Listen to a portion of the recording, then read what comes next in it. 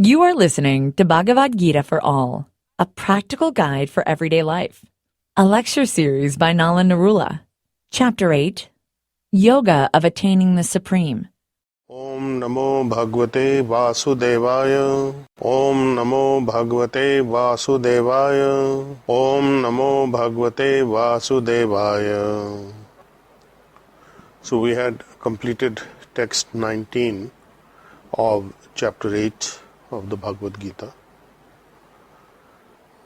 Lord Krishna was explaining earlier that those who remember him or think of him at the time of death, they come to his planet where there is no death, there is no old age, there is no disease, there is no suffering and rebirth in the sense that we know it.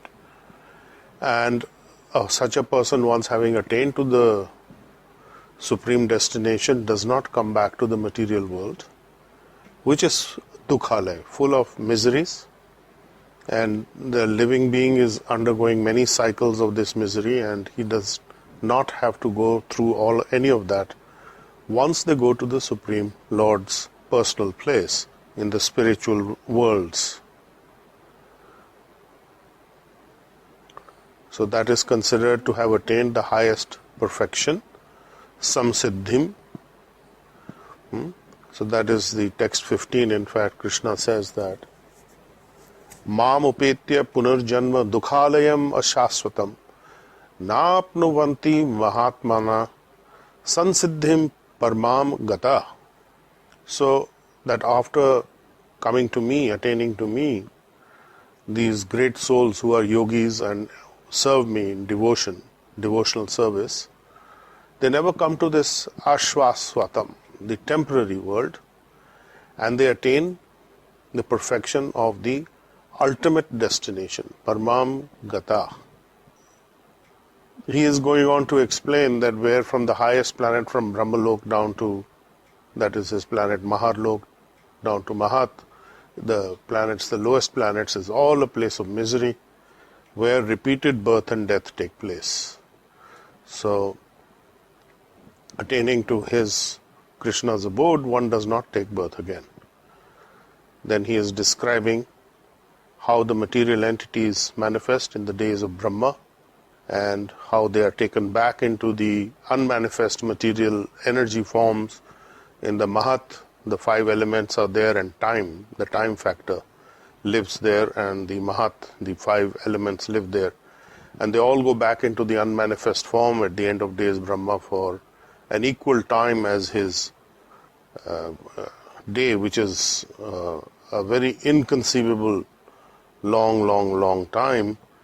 So we had discussed last time that each of Brahma's days is 4,320,000,000 years, and his night is of an equal duration, and he lives for 100 years, and 1 year of Brahma is 26,438,400,000,000 years, which is again inconceivable. So this is the long lifespan, and we can compare it 100 years to the lifespan, if we take that as an average for each living entity, and we must also understand that time is relative. Just like for a small insect that is born maybe at night, like in the monsoons you get these insects that are born at night, by daytime they are dead, they have procreated, they've lived their full 100 years in what is our one night. Like that, time is very relative. Previously in 19th text he had said that this is a continuous cycle, and people are helplessly dissolved and helplessly being born, and this is repeated again and again. So we come now to text 20 of chapter 8 of Bhagavad Gita. Paras tasmat tu bhavo anyo avyakto avyaktat sanatana yasa sarveshu bhuteshu nashyatsu na vinashyati. So para tasmat tu bhava anya. Para means transcendental. Beyond this, tasmat, beyond this, there is another nature, bhava, anya, avyakta, which is also unmanifest. So earlier he had talked about how at the night of Brahma, the living entities dissolve into the unmanifest, which is the material unmanifest, subtle form, and then again they're reborn or recreated by Brahma's subtle nature in the dawning of the new day. So beyond this unmanifest, there is another Sanatana, eternal, yasa sarveshu bhuteshu nashyatsu na vinashyati. The supreme nature where there is no annihilation even after this world is annihilated. So after this world finishes and is destroyed, there is still one nature which is transcendental and divine that is never annihilated. That part remains as always eternal. We can think of what Lord Brahma is saying in his Brahma Samhita, in his prayers to Lord Krishna in chapter 5. The first text is Ishvara Parma Krishna Satchitananda Vigraha Anadir Adir Govinda Sarva Karan Karanam. So even when there is Anadir Adir, means when there is the material existence, when there is the universe, and when there isn't the universe, only Krishna remains, and Krishna's potencies and his spiritual home. So that was text 20, that Krishna's superior transcendental energy is very different from the unmanifest energy of the material nature, and this is never destroyed even during the nights and days of Brahma. That always remains. Anadir Adir Govinda Sarva Karan Karanam. The cause of all causes, Govinda, Krishna, remains. Then we have text 21. Avyakta Akshara iti uktatam ahuh parmam gatim yam prapya na nivartante tat dham parmam mama. This supreme abode is called unmanifested, avyakta and akshara. Akshara means that which cannot be diminished, that which is eternal and permanent. And iti, thus it is known, parmam gatim, the ultimate destination, yam prapya, after gaining which, after acquiring that or gaining which or attaining to which, na nivartante tat dham parmam mama. That when an individual reaches that place, he never comes back to this material nature from that supreme, superior nature. So Krishna is making it very clear that once you reach the Golok Vrindavan or you reach the Vaikuntha planets, the outer circle of his spiritual creation, manifestation, nobody comes back to this material world. So that is liberation from birth and old age and disease and death and rebirth and so on. Then text 22. Purusha sa para partha bhaktya labhastu ananyaya yasyanta sthani bhutani yena sarvam idam tatam. Purusha sa para, the supreme person, beyond whom there is nobody, equal to whom there is none. Partha, son of Pritha, my cousin. Bhaktya, by devotional service. Labhya tu ananya, can be achieved, you can get the benefit and gain it through ananyaya bhaktya. Bhaktya labhya tu ananyaya, by uncontaminated, unalloyed. Ananyaya means nothing mixed, no admixtures of anything, just straightforward, pure devotional service. Antastani bhutani yena sarvam idam tatam. So the understanding is very, very clear that the otherwise unattainable supreme destination is attainable by those who engage themselves in unalloyed devotional service and unmixed, in other words, in pure devotional service to Krishna. And although he is present in his supreme abode, He is all-pervading and everything is situated within him. So he can be simultaneously anywhere and everywhere. So he is in Golok Vrindavan, at the same time he is throughout the universe. He is also manifesting as the Paramatma within the individual. He is also manifesting as the soul of the universe in his Vishnu form.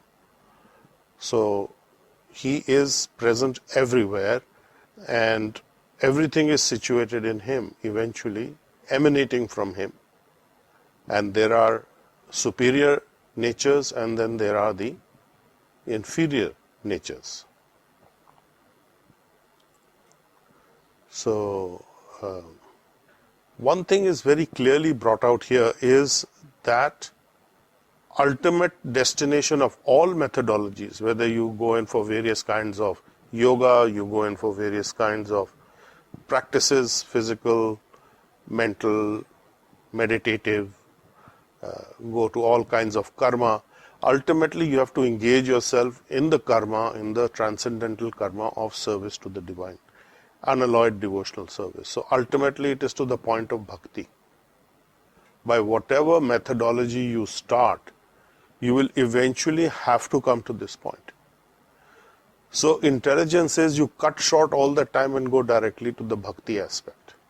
So bhakti yoga is the supreme.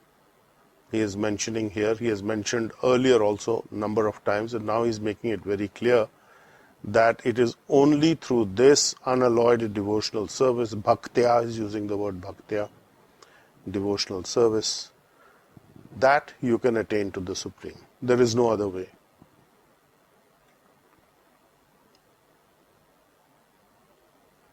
Text 23. Yatra kale anavrittim avrittim chaiva yogina prayata yanti tam kalam vakshayami bharatarshabha. Yatra kale tu anavrittam avrittam.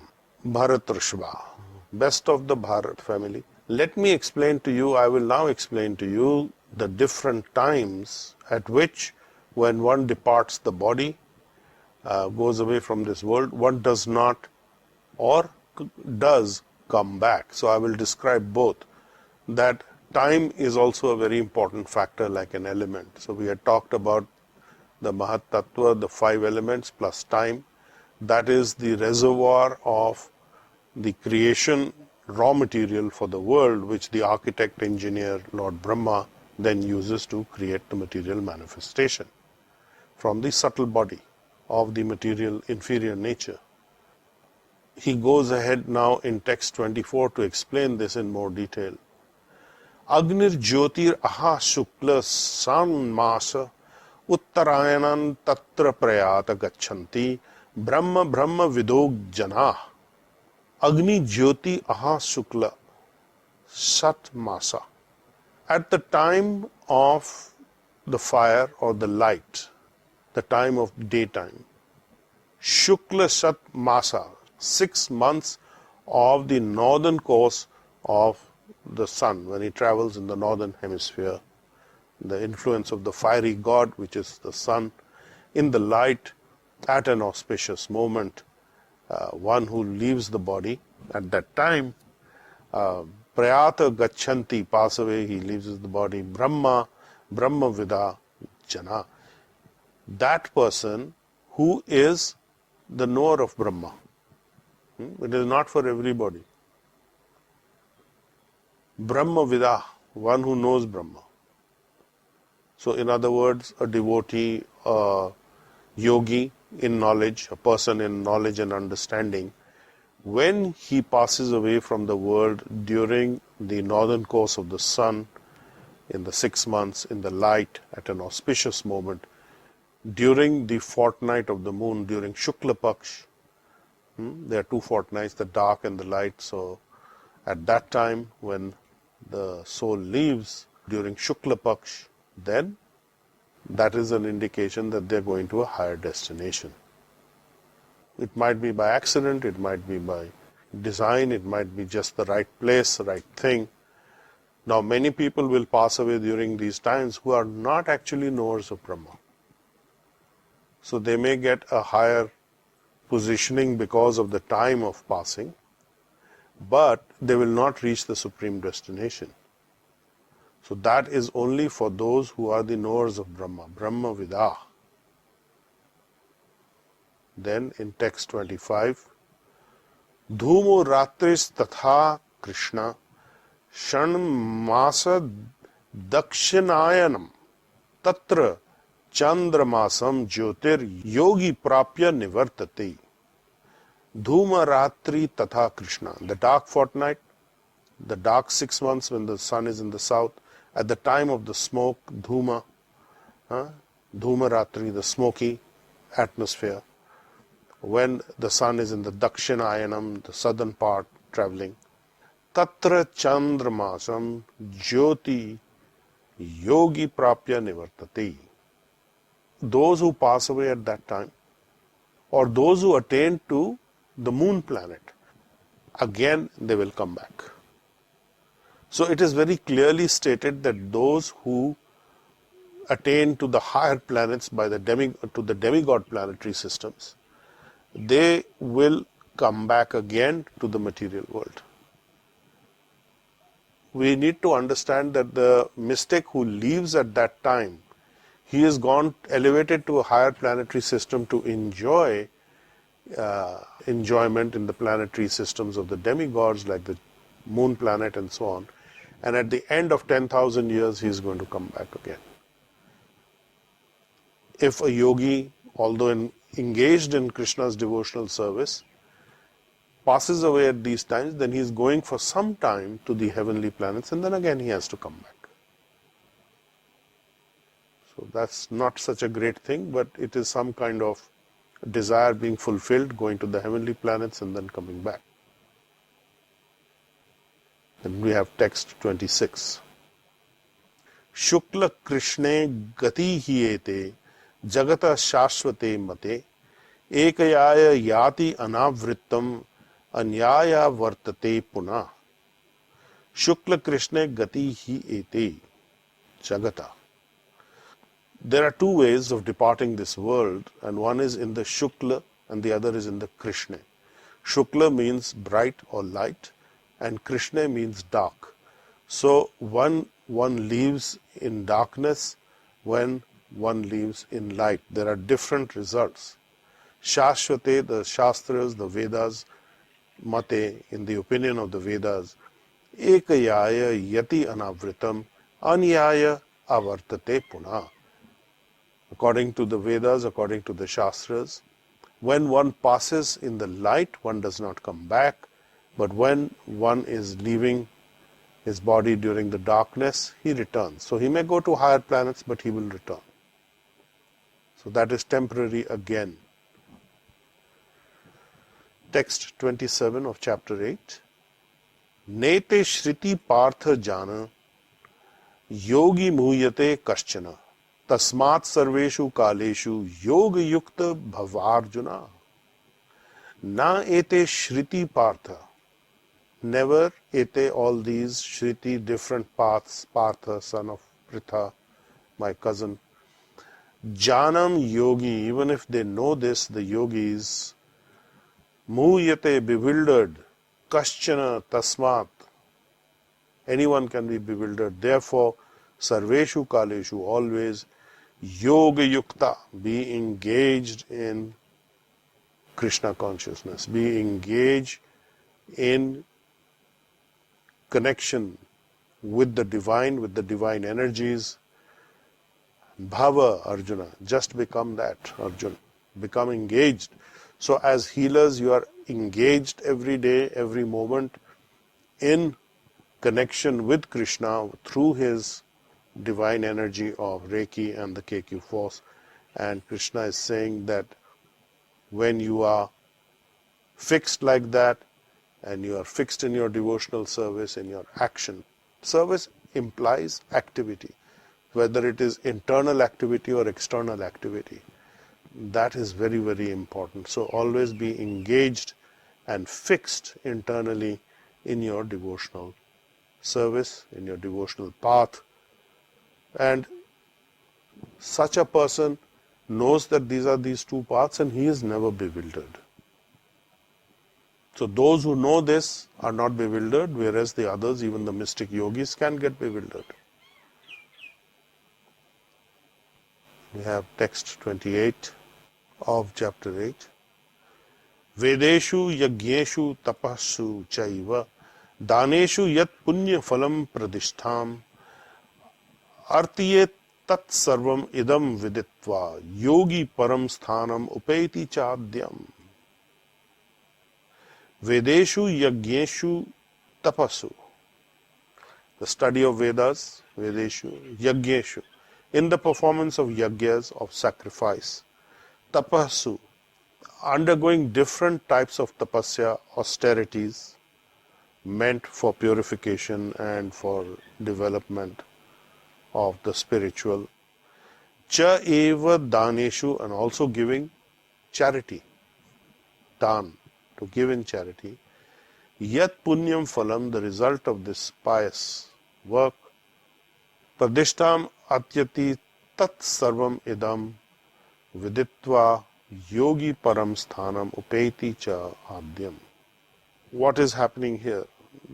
The study of Vedas, the performance of yajna, sacrifice, and giving in charity. Punya phalam, pious activities. Pursuing all these activities,